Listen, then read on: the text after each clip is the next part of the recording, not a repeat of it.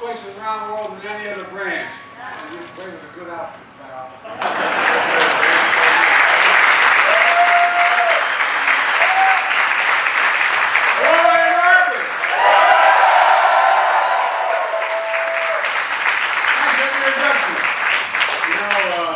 Going from the Coast Guard to the plumbers and pipe fitters is a good move. Because they know how to both know how to sit down if you have seats. I said that about 8 months ago. I said, sit down. They didn't have any seats. And I said, see, he's too damn old. Look, the General President, Mark McManus. Mark is sitting behind me somewhere. I didn't see he didn't run, did he? All right. I see. Local 190 President, Dan, you're sitting next to him. Where's Dan? There we go.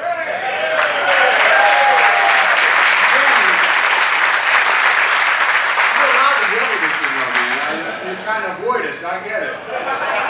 Look, plumbers and pipe fitters have been with me since the beginning.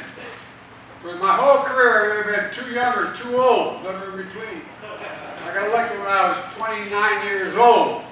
In a right-to-work state called Delaware that we changed. And guess what? Plumbers and pipe fitters were the fourth union that ever endorsed me when I was a 29-year-old kid.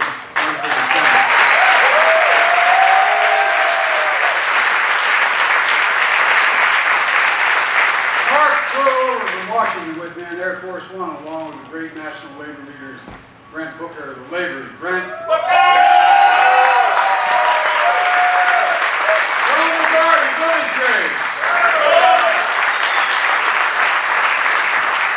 Red Bills unite here.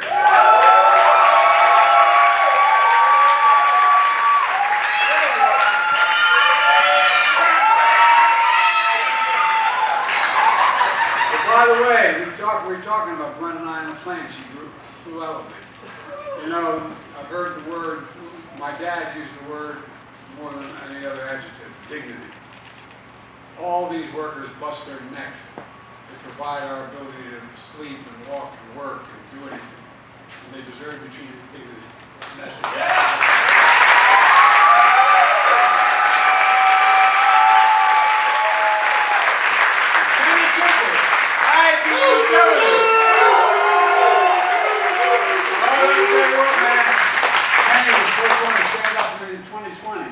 He came out and said he was going to be for me. He brought his union along and changed everything. Kenny, you're not only a great leader, you're a good personal friend. Thank you. Thank you.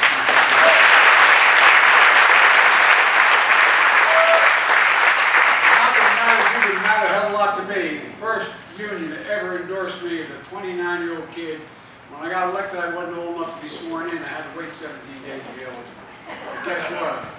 This guy was up with an outfit called United Steelworkers. Endorsed me. First union. I remember when they brought me in to see IWA, the then president. And I could see him looking at the local rep from Delaware going, you sure about this kid? And you did it, man. Thank you. And we're going to make sure steelworkers are still the backbone of this country for a long, long time to come.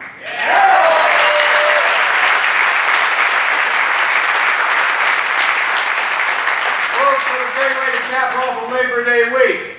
To be a proud union state of Michigan. Michigan, Michigan, Michigan.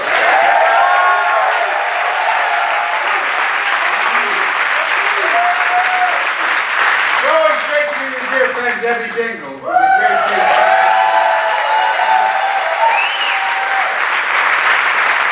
When you're fighting, you want Debbie on your side. And thank God she's been on mine. Thank you, Debbie. Haley, who's been there, one of the most enthusiastic people I know. Haley, stand up. Stand up. Sheree, you're doing an incredible job. Where is she? She's out there somewhere. There you go. Come on. Stand up, man. Otherwise, I think you're something. Also, two members of my cabinet here today. Transportation Secretary Pete Buttigieg.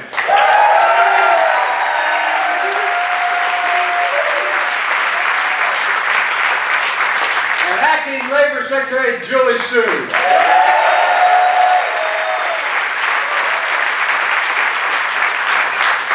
when Marty left, you know Marty used to be Labor Secretary? Marty, I tell you, he's in a comfortable place. He's those guys running around smashing into hockey sticks. I tell you what, I think we've changed the Labor Department. They understand the word labor means union.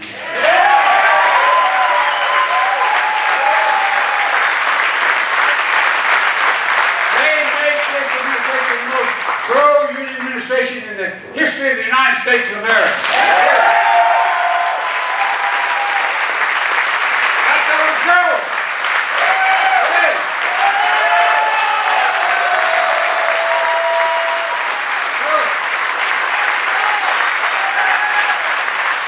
A lot of politicians have trouble saying the word union. It ain't worker, it's union.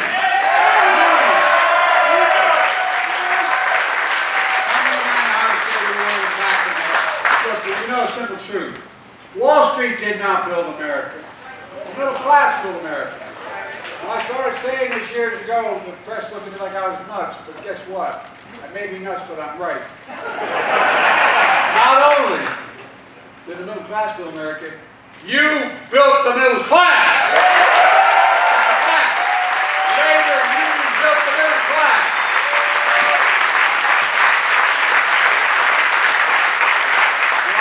When I became president, I got a little heat because I was so pro-union. In fact, I asked the Treasury Department to do a study that shows that when union workers do well, every worker in America does better. Everybody does better. By the way, it's the biggest reason why our economy is the strongest economy in the entire damn world. That's not hyperbole. That's a fact. It all comes down to something my dad taught me, and I mean it sincerely. My dad ran an automobile agency in his last 20 years, and he'd come home for dinner to be going back and shut things down. Didn't own it, he was a manager. And he'd always, our dinner table was a place we had conversation and incidentally ate.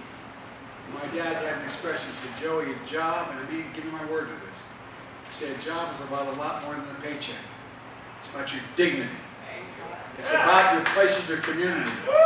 It's about being able to look your child in the eye and say, honey, it's going to be okay, and mean it."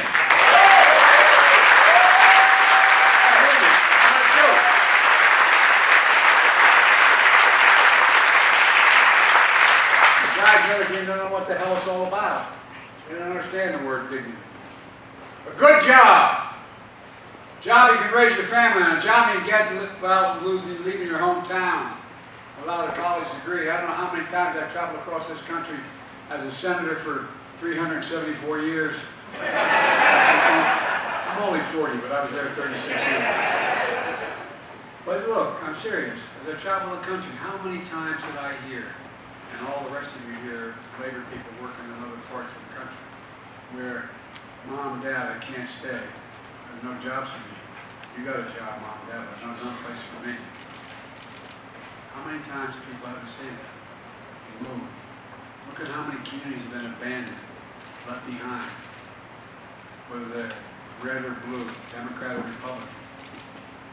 Good union job. Good job in the union, building the future worthy of your dreams. My vision has always been, and I mean it sincerely since I was a young senator, to grow our economy from the middle out and the bottom up, instead of the top down. Not a whole lot ever trickled down to my dad's kitchen table. Not a whole lot ever had. We put workers first. We invest in all of America and all Americans. When you do that, we do well. Everybody in America deserves one thing: a fighting chance. Just a chance, no guarantee. A chance.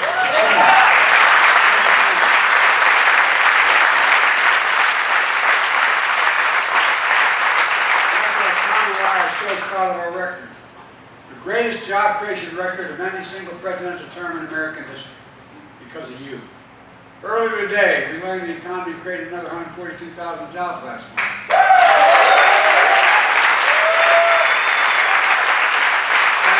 42 straight months in a row, every single month increasing jobs to a total of 16 million new jobs in 2000.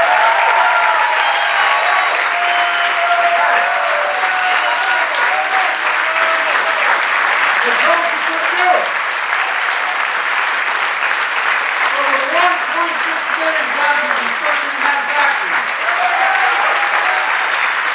Where the hell's the good? America can't even grow greater manufacturing. We are using the world manufacturing. And we'll continue with it. Unemployment is down, wages are up. Inflation is way down and continues to come down. I predict it's going to come down this month a little more. Just last year, we added 250 new energy jobs. Clean energy jobs, growing twice as fast as any other sector in the economy. Clean energy. I know the other team doesn't think there's such thing as global warming. Like the other nominee for president, the former president, like to put him in the middle of Arizona for a while. Clean energy workers are joining unions at the highest level in history, double any other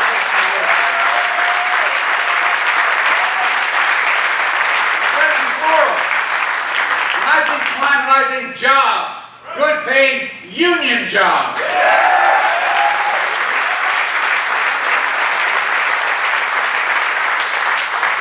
I tried for years. One of the first things I did when I became president was protecting the pensions of 1 million union workers and retirees. Push Lewis Act. Push Lewis. So far, over 62,000 workers and retirees across Michigan are benefiting from that signing. Before we acted, workers face cuts in their pension. Now they're not only restoring the full amount of their pensions, but they're getting back pay as well.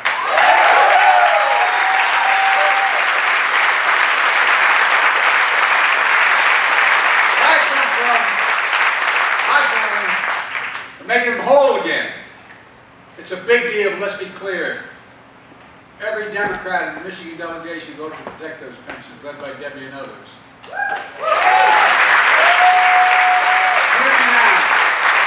Every single Republican in your delegation voted against protecting those pensions. Every single one. I'm serious. Not a joke. Every one. I've been around a long time in politics. Used to be Democrats and Republicans would argue like hell, but we'd work out compromises. But everyone. Vice President Harris had to cast a tie-breaking vote in the United States Senate to make this pension bill legal.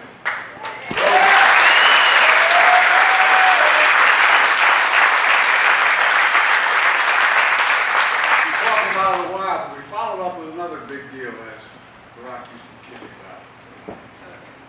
I call it Investing in America agenda. It's a simple proposition.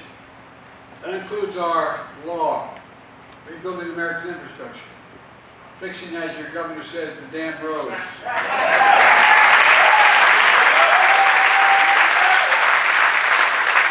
My predecessor, who's seeking office again, promised Infrastructure Week every week in the 4 years he was president. And he never built a damn thing. Not one thing. Not a joke.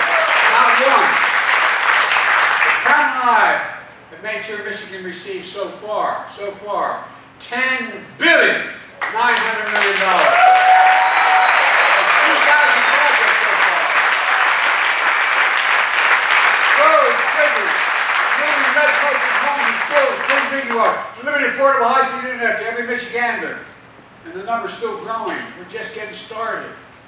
That bill I got passed and said that Biden couldn't do it, guess what? $1.3 billion over 10 years. And we reduced the budget at the same time. And guess what? With their support, I signed an executive order to make sure that the largest federal construction projects that are being built in America are built with project labor agreements.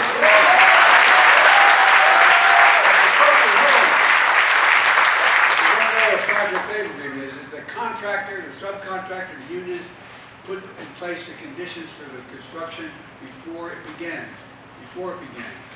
These agreements make sure construction is top-notch, on time, on task, and on budget.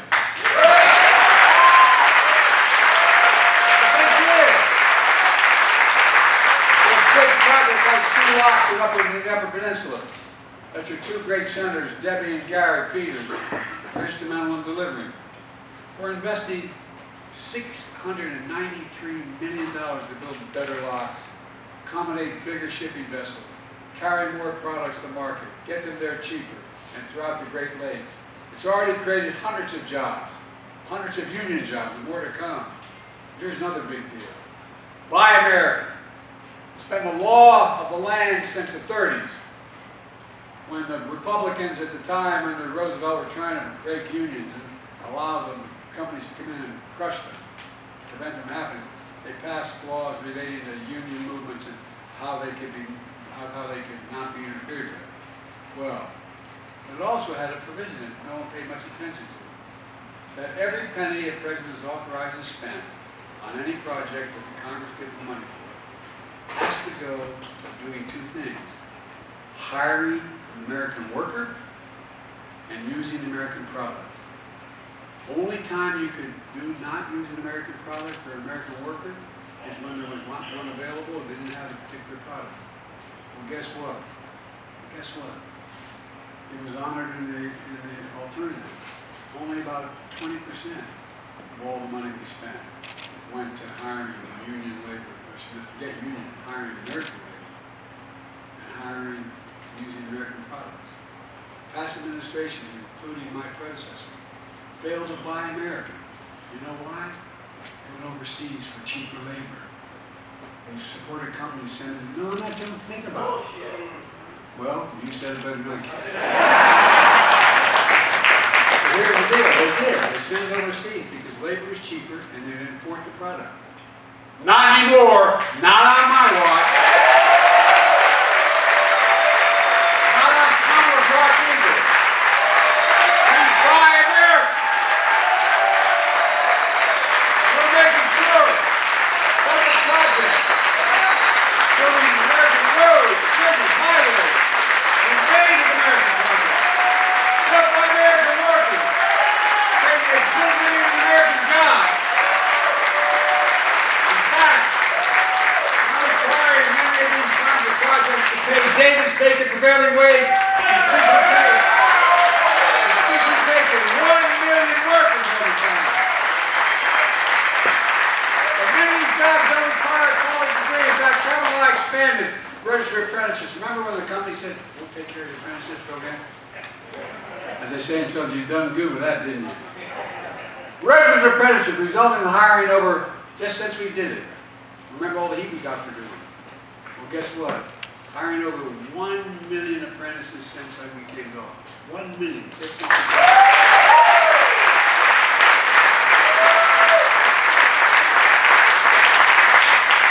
A lot of folks who are in the industry don't realize that apprenticeship is like earning a college degree. For real. Some of you apprentices have to be journeymen for 4 to 5 years. You get paid to learn a trade. And you're the single best workers in the world. Not a joke. Like Andrew and Stella, plumbers and pipe fitters. Not a joke. It's not a joke. You know, we invented the computer chip, about the size of the tip of my little finger, which we invented it. We modernized. We did all the work. And guess what? Other teams started exporting overseas because labor was cheaper to build it. Make it.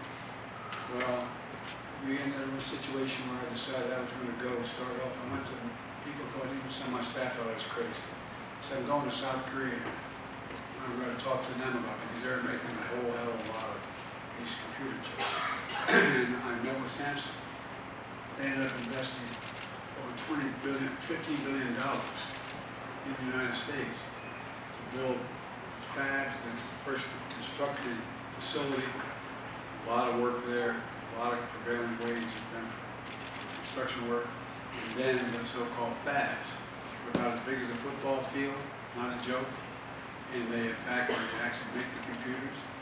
You don't need a college degree, the average salary is over $102,000 a year. Well, guess what?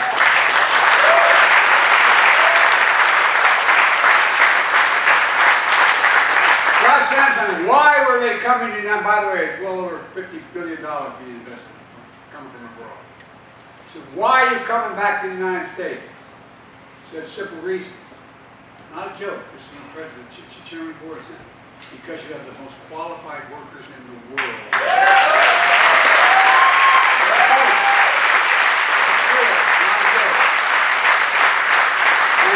safest place in the world for me to invest my money.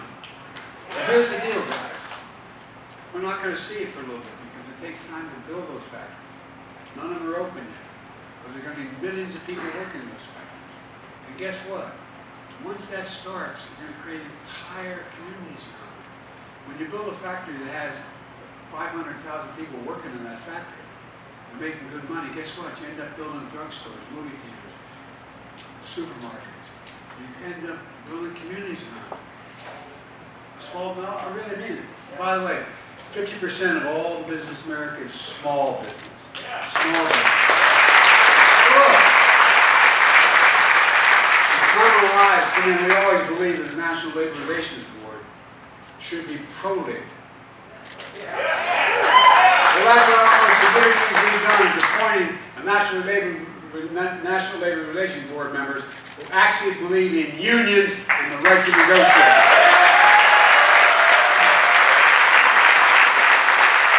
Look what's changed. When Trump was president, he appointed union busters in that organization. It's designed to promote unions. And by the way, do you think he has any damn idea what we do? No, I'm not being a wise guy. I mean, I wonder whether he has any notion what a hard day's work is. I mean, all he did was lose his father's money. And then get in trouble and have to owe a lot of other people money. And then borrow a lot of money and give tax cuts to the super wealthy and end up with the largest debt any president left behind him. It's an incredible record. I'm kidding. Look at the numbers, man. And by the way, he and a guy who was maybe the worst Republican president ever before him ended up with, he's the only one other than the Republican president who, when he came to office, had more jobs than when he left office. Lost it. Look, Cameron and I are focused on what Michigan is known for as well, the auto industry. I got through school, my dad managing an automobile dealership. That's how I got through school. I was proud to be the first president to walk the picket line.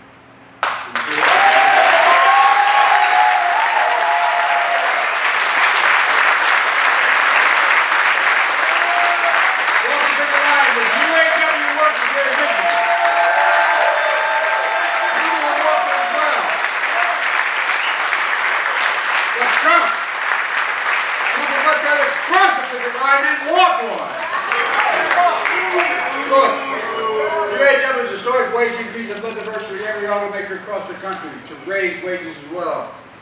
But not only unions, with recent hard work and success, from the SEIU to the writers and actors, dock workers, healthcare workers, baristas, warehouse workers, and so many more. We've made a lot of progress. We still have more to do. That's why we're here today. In a few minutes, I'm going to sign another groundbreaking executive order. It's called the Good Jobs Executive Order. For the first time in our history, the official policy of the presidential administration is to specify a clear list of higher labor standards for jobs created through my Investing in America. And here's what my executive order will do. For jobs created using federal dollars, Good Jobs Executive Order will call on a federal agency to protect the workers, the power of the workers to encourage the free and fair choice to join a union.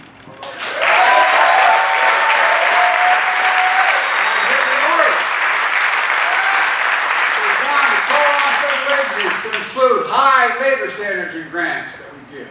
Prioritizing projects that pay wages you can raise a family on and provide benefits like child care. Right now, Davis-Bacon prevailing wage only applies to construction jobs. The construction jobs are booming. My executive order, though, promotes federal policies to raise wages beyond construction, all across the manufacturing sector. It is one part of the program. Our executive order also strengthens the pipeline to good jobs. It will promote policies to create more registered apprenticeships, pre-apprenticeships, and other job training programs that don't require a college degree. that put young people on a pathway to getting the skills for good paying union jobs. And finally, a good jobs executive order will level the playing field for underserved communities, ensure everyone gets a fair shot at a job. That means elevating the best practices to prevent discrimination and bias in hiring, protect the safety of workers. It all matters. Common and I are going to hold federal agencies accountable by creating a task force led by the Secretary of Labor, by the Director of the National Economic Council, to make sure we fully implement this new job order, create jobs executive order, excuse me. The ideas are just big common sense. Economists have long believed that these good job standards produce more opportunities, better outcomes for workers, and more predictable outcomes for business as well. It turned out to be a win-win situation for everyone, including business. In fact, presidents of both parties have recognized it. Prevailing wage laws date back to President Hoover. Registered apprenticeships date back to Franklin Roosevelt. But too many presidents like my predecessor have looked the other way as companies trample on the rights of workers while cashing in with big government checks. But not anymore.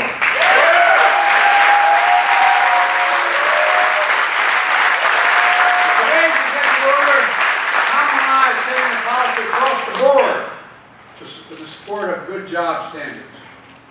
And from this point onwards, any president who disagrees with that is going to have to say so out loud, say it to your face, and repeal that order, and I want to see him try to do it.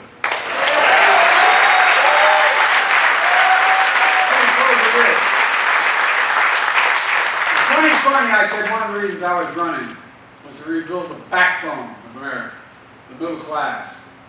Nearly 4 years later, we've done just that. In thousands of cities and towns across the country, we're seeing the great American comeback story. My predecessor believes America is a failing nation. He's a failing president, a failing man. He's wrong. America isn't failing, we're winning. We're the indispensable nation in the world. We're the nation of dreamers and doers. We're the greatest advances in human history in the last 30 years. That's who we are. But my predecessor doesn't get it. He refused to visit an American cemetery in France that I was just near, because according to his own chief of staff, a 4-star Marine general, Trump said those servicemen buried there are suckers and losers. My son died because of a year in Iraq. I'm just happy. I mean this from the bottom of my heart. I'm glad I wasn't there. I think I would have done so. No, I think you would have too. We're heroes. He's the sucker. He's the loser.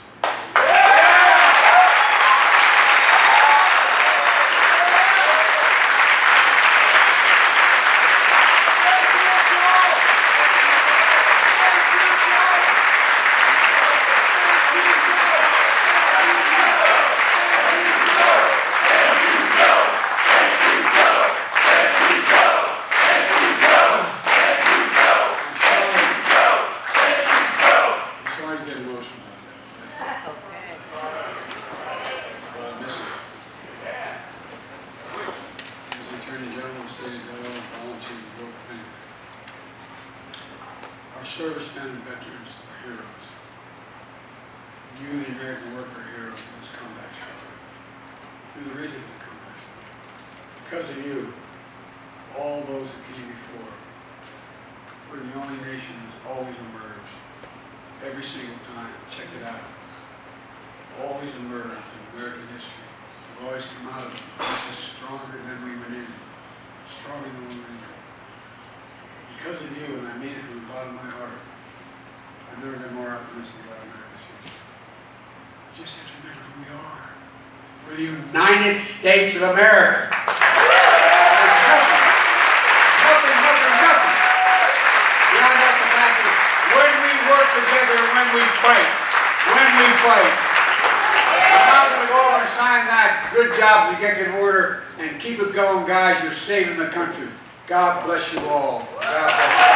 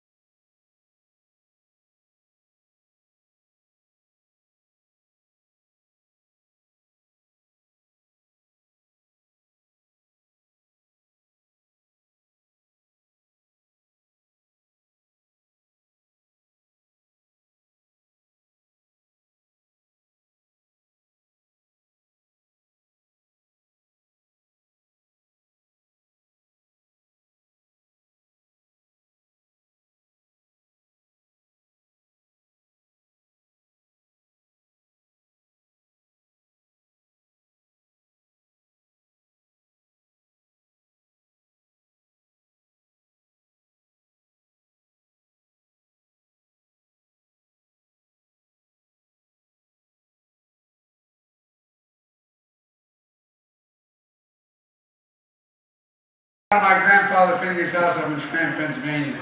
True story. He'd yell, Joey, keep the fan. My grandmother Finnegan would come out and say, no, Joey, spread it. Spread the fan, guys.